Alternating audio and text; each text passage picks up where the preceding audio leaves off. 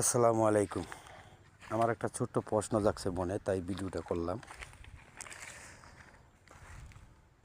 টুপি পাঞ্জাবি ওলারা ভালো না, এ কথাটা সত্য, সকলেই প্রচার করতেছে। কিন্তু আমার প্রশ্ন হলো, যখন নির্বাচন আসে বিএনপির নেতাকর্মীরা টুপি এবং পাঞ্জাবি লাগায় কেন? যদি টুপি পাঞ্জাবি ওলারা ভালো না হয়, তাহলে ওনারা নির্বাচনের আগে টুপি পাঞ্জাবি কেন লাগায়? তার মানে এটা আমাদের বুঝতে হবে যে টুপি পাঞ্জাবিওয়ালারা 100% ভালো। যদি ভালো না হয়, তাহলে আমরা ক্ষণিকের জন্য নির্বাচনের 2-4 মাস কেন টুপি পাঞ্জাবি পরি, তারপরে কেন পরি না?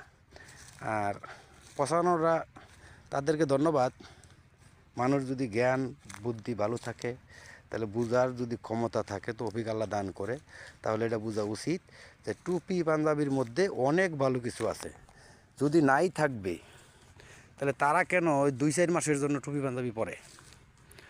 আর তারাই বলতেছে যে টুপি পাঞ্জাবি লোক ভালো না, এ দল ভালো না, উমুক সুমুক অনেক ধরনের অত্যাচার বদনাম দিতেছে। তাহলে তারাই তো প্রচার করতেছে, আপনি বুঝেন। টুপি পাঞ্জাবি 1 মাস 2 মাস তারা পড়তেছে আর প্রচার করতেছে যে তারা এখন ভালো মানুষ। তার মানে টুপি পাঞ্জাবিওয়ালারা ভালো, এই জন্য তারাও টুপি পাঞ্জাবি 2-4 মাসের লেগে পড়ে। এটা সবাই বোঝা উচিত।